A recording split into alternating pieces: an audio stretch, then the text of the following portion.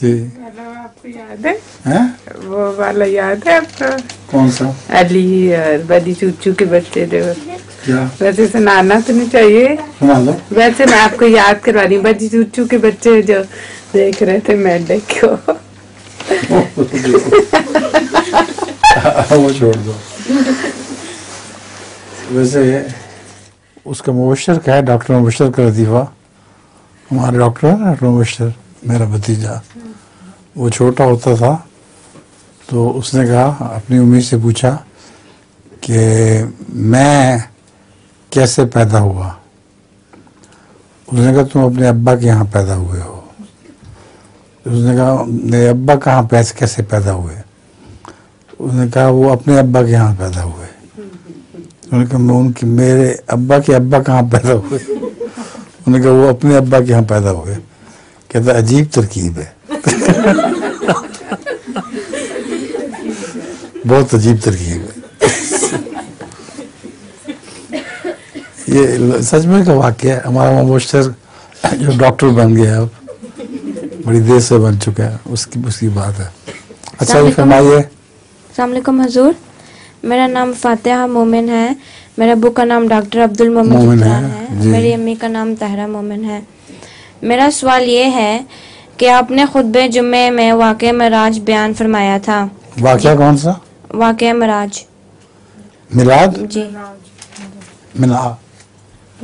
واقعہ معراج. جی ٹھیک ہے. جس میں رسول کریم صلی اللہ علیہ وآلہ وسلم کو ان کی امت کے لیے 50 نمازیں فرض کی تھیں، لیکن جب رسول کریم صلی اللہ علیہ وآلہ وسلم واپس آئے تو آخری آسمان پر حضرت موسیٰ علیہ السلام سے ملتے ہیں اور حضرت موسیٰ علیہ السلام رسول کریم صلی اللہ علیہ وآلہ وسلم سے کہتے ہیں یہ 50 نمازیں تمہاری امت کے لیے بہت زیادہ ہیں.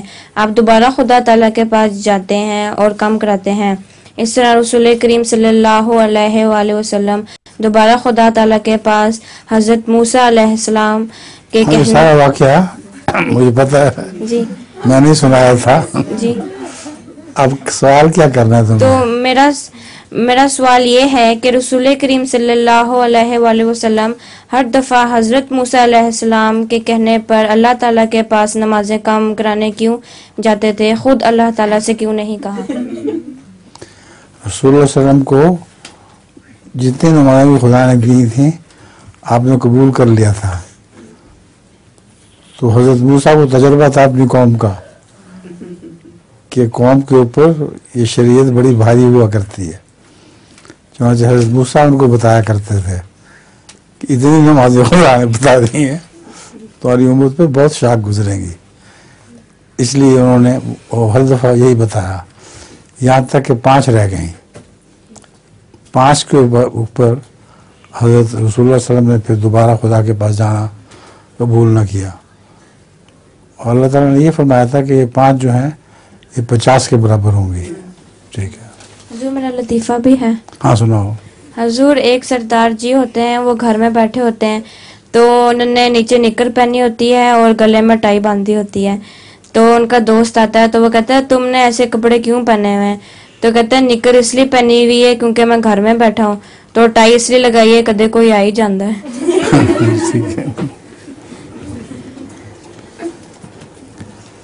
وہ بھی ہے نا تالابوں والا.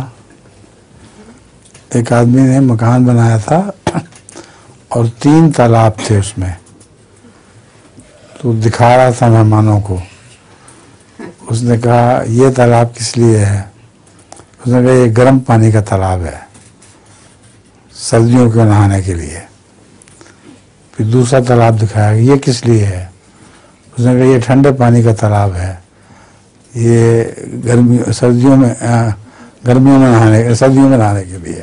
گرمیوں میں نہانے کے لیے. ایک تیسرا تالاب تھا وہ خالی تھا، اس میں کچھ بھی نہیں تھا پانی.